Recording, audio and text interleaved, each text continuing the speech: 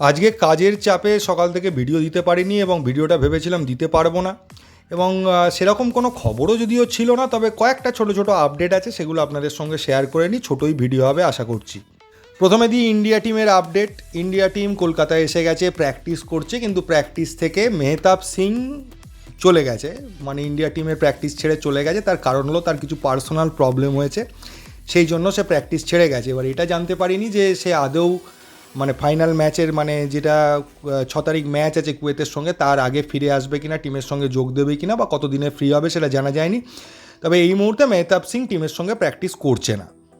এবং সুনীল ছেত্রীর যেহেতু last match ভারতীয় টিমের হয়ে, সেই জন্য ভারতীয় টিমের বাকি প্লেয়াররা একটা অন্যরকম ফেয়ারওয়েল দেবে বা একটা ভালো রকম ফেয়ারওয়েল দেবে, এরকম একটা প্ল্যানিং করেছে।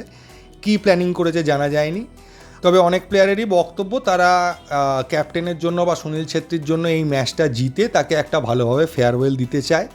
তো এই খবরটা পাওয়া যাচ্ছে।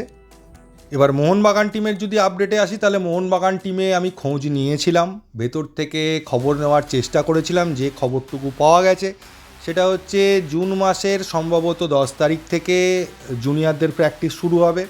তা যারা কলকাতা লিগ খেলবে যে টিমটা, বা যাদের দেখছেন এই মুহূর্তে রিক্রুট করা হচ্ছে, নতুন যে প্লেয়ারদের কথা বলেছিলাম, তাদের প্র্যাকটিসটা 10ই জুন থেকে শুরু হবে। আর মেন টিমের প্র্যাকটিস শুরু হতে হতে জুলাই মাস হয়ে যাবে। মানে কোচ, ফিজিও, এই পুরো যে অরিজিনাল টিমের প্র্যাকটিসটা, এটা জুলাই মাসের আগে হবে না। এবং এই মুহূর্তে খবর নেওয়ার চেষ্টা করাতে যেটা জানা গেল যে এখন মোহনবাগান ম্যানেজমেন্ট প্লেয়ারদের এগ্রিমেন্ট এবং কন্ট্র্যাক্ট এগুলো নিয়ে কাজ করতে ব্যস্ত রয়েছে। নতুন যে প্লেয়াররা আসছে তাদের কন্ট্র্যাক্টগুলো আর এগ্রিমেন্টগুলোর যে লিগ্যাল অপশানগুলো আছে, যে সই সাবুদের ব্যাপার, সেইগুলো করছে।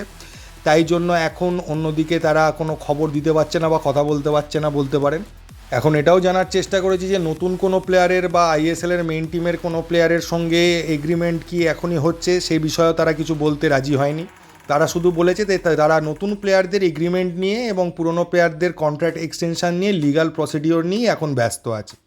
আর তাদের সঙ্গে বাকি কথাবার্তা থেকে যেটুকু বুঝতে পারলাম যে জুন মাসে এক্ষুনি কোনো নতুন খবর আপনারা পাবেন না, যা পাবেন পুরনো খবরগুলোই, মানে যেগুলো জেনে এসছেন। হয়তো জেমি ম্যাকলানেরটা ঘোষণা হতেও পারে, আর যে নতুন প্লেয়ারগুলোকে আরএফডিএলের জন্য বা কলকাতা লিগের জন্য, সিএফএলের জন্য সই করছে, তাদের খবরগুলো একটা একটা করে উঠে আসবে। আরও বেশ কিছু প্লেয়ার নজরে আছে।